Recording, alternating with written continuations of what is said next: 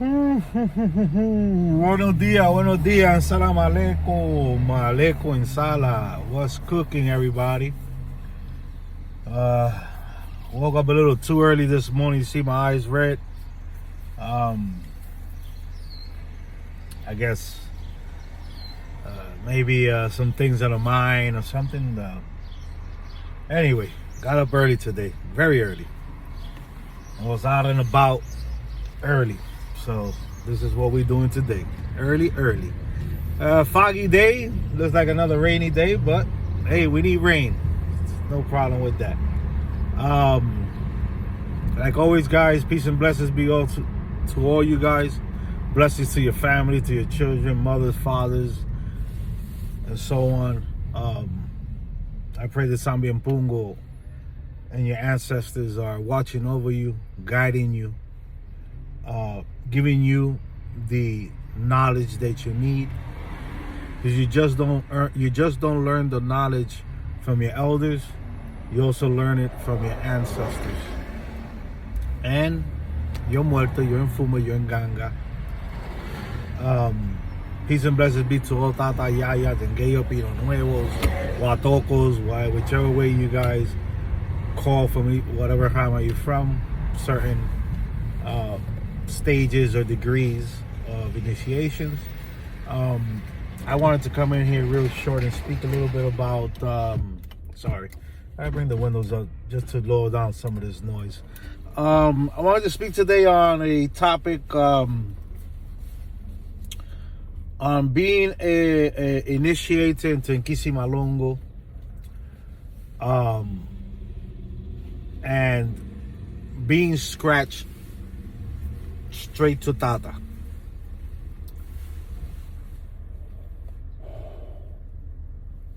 A lot of Munansos and Ramas do not believe or don't go by that a person could be initiated straight to Tata or straight to Yaya, because they say that how could you be a father without having a son, or how could you be born from the Nkisi as a full-grown man, in other sense?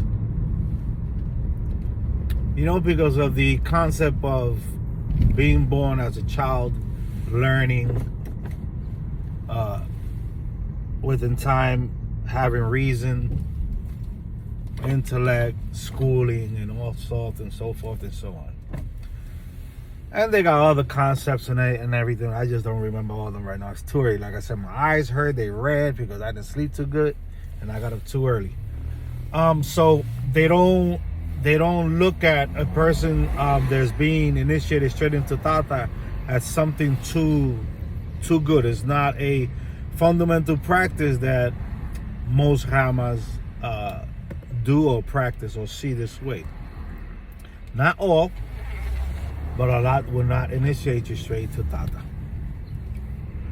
Now, I'm not here to speak about who initiates straight to Tata, who don't, who goes through Engeyo for a couple of months and then goes to Tata if the Nganga say so, or who goes into Engeyo first, they take you out the room, they reset the room again, and then they initiate you into Tata the same day. I'm not going into none of that. To each his own, to each his Hama, whatever they do, I respect it. I don't have nothing to say about none of that. It's not my business. That's not what I'm here for. And I hate to debate these things because sometimes to me, some things make sense, some things don't make sense. Some things are traditional, some things are just man-made. Something, you know, it all depends on how it is, and I'd rather not get into that now. The matter of this conversation is, if you get initiated into Tata, whichever way it might be, straight or Engeyo and then Tata, right? And you didn't receive at any time an Nganga giving you license to not just help yourself out, but help others. What you received for yourself because of the circumstance that you was under, and it could be many, including health, you was built a spiritual pot. Some houses built spiritual pots. Not all ramas or all houses built spiritual pots. I was speaking about this the other day, about people receiving spiritual pots. I didn't speak much about it, but because there's also this conflict and this back and forth about spiritual pots. If this does exist, if you should be doing that or not, and so forth and so on. And it's a big conundrum, and it just brings confusion and brings misunderstanding and brings separation, not unity in the community. That's a lot of things in this tradition or belief or culture or way of life that brings a lot of disunity for things really that I'm not going to say they're not important, but I'm going to say that should not be so deep to bring this unity. To that, in that sense, it's so confusing, so misunderstood that it brings confusion and it brings disunity in the brothers. Now, I'm going to be honest. If there's an elder that does something, right, or has done certain things that doesn't sit right with me, I have two options. I have the option to speak to the elder, because what doesn't sit right with me doesn't sit right with me. Well, probably, and that could be me. It doesn't have anything to do with the elder. That's my prerogative, because this is how I feel and this is what I see. And there are things that I might like or dislike from certain people, whether they're elders or not. I respect them as an elder, but I stop looking at them in a higher regard because of the things they do, the things they say, the way they treat people or whatever. Whether they like it or don't like it, whether they look at me underneath them, I don't care. That's just how I am. I like to, to be straight and concise and respect, and have respect also given to me. I don't care if you've been in the tradition for 50 years, if you got no hair or gray hair.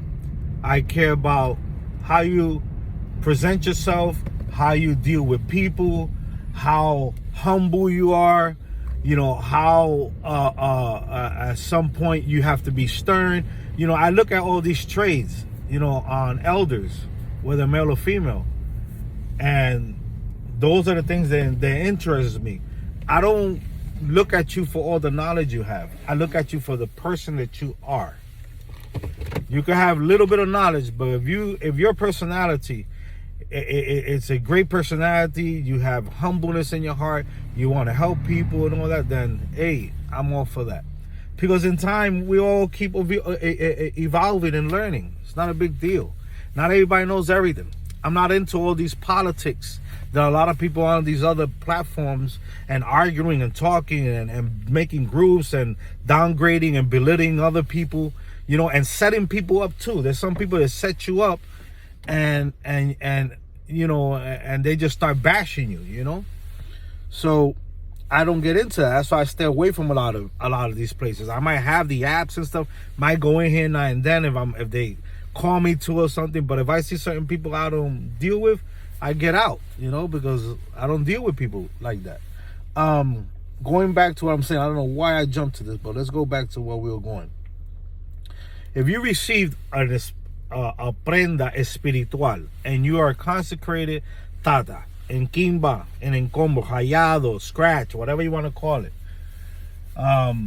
tata, and you was received it because of some reason, some health issue, some situation, whatever. Well, that spiritual pot is for you and only for you, and you could deal with that spiritual pot for yourself, meaning that anything that it has to do with you, you could deal with it.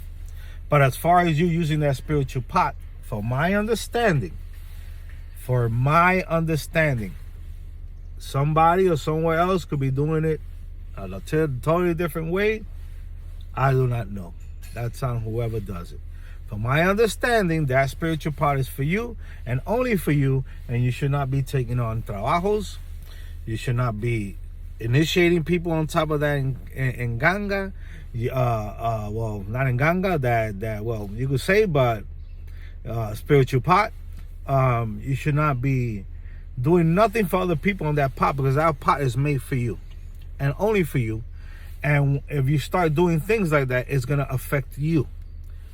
You know, so you, in all true reality, you was initiated into Tata. They gave you a spiritual pot, but you don't have license to be initiating anyone. That pot is for you and only for you.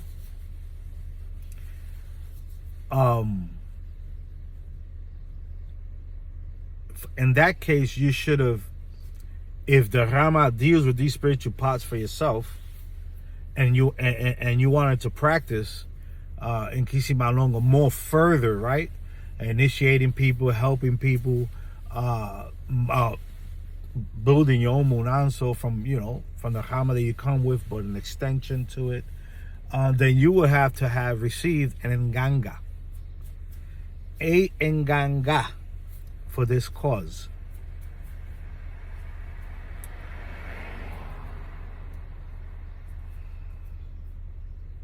This is my understanding.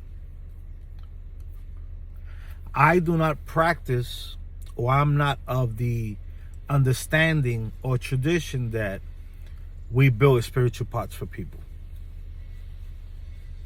I am not of that understanding. If anything,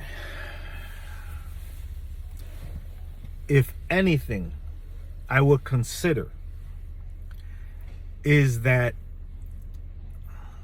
if I have a muerto, right, that is appearing to me, that is talking to me, that is coming in my dreams, that is giving me guidance, and it's telling me, hey, I need you to materialize me,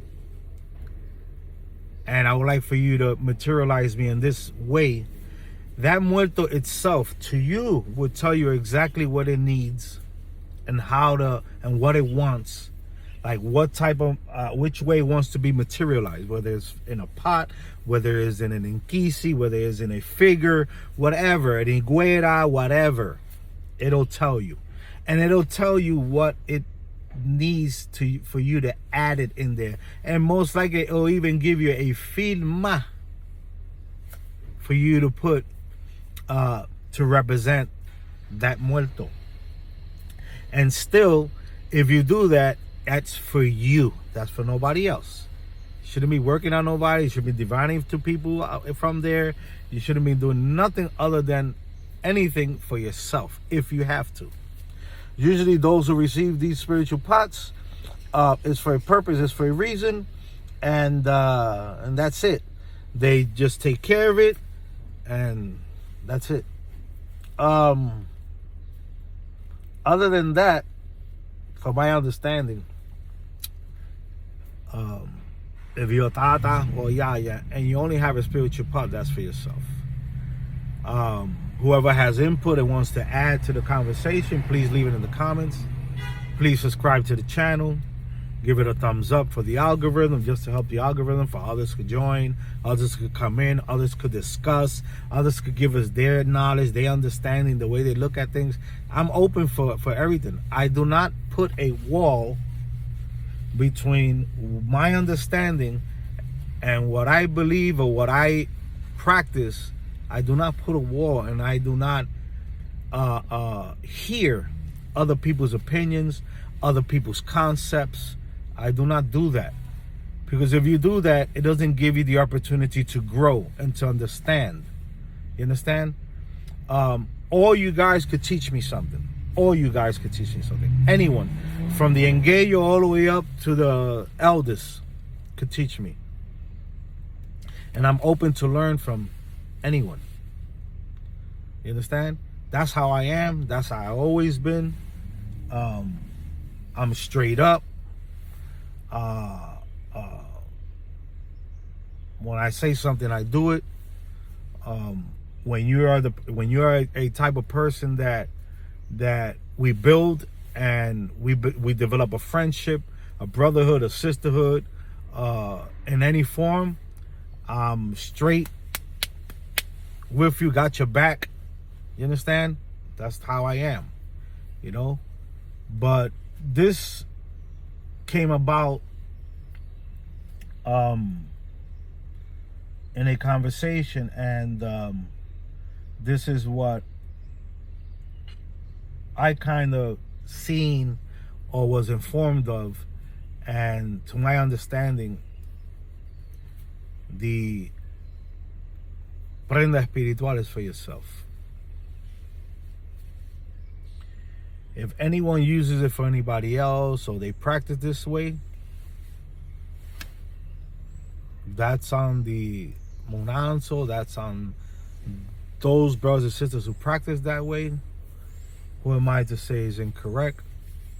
I just say for myself, I would not, I would not get a prenda espiritual built from anyone, even though you hear that you have to go to a tata to get it built. Which is fine. I'm fine with that. I'm not against that. But if I had a muerto that's talking to me, whether I'm scratched or not scratched, and it needs for me to materialize a certain form, and it's giving me the instructions of how to do it, I'm gonna build it myself. Because that's between me and that muerto. That's just how I look at it. Like I said, have a great day. Be blessed. And salam alaikum, alaikum salam. Thumb up the video, subscribe if you like, or thumb it down. Leave a comment, give me your opinion. Share with the people that come in, because you might not think that people don't read the comments. People read comments. Whether they are against it or for it, they're gonna read it. You have people they'll put will talk in a certain way or leave certain comments that might not be too agreeable, you know, to me or to anyone. You know, some might even be disrespectful. It all depends the level that of disrespect is in there. I will leave it or I will delete it.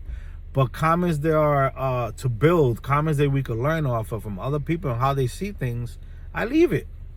You know, as long as it's not foul language and not belittling, I leave it, because we could all be edified. We always have to have room for edification from anyone, from the smallest to the tallest, from the youngest to the eldest. This is life.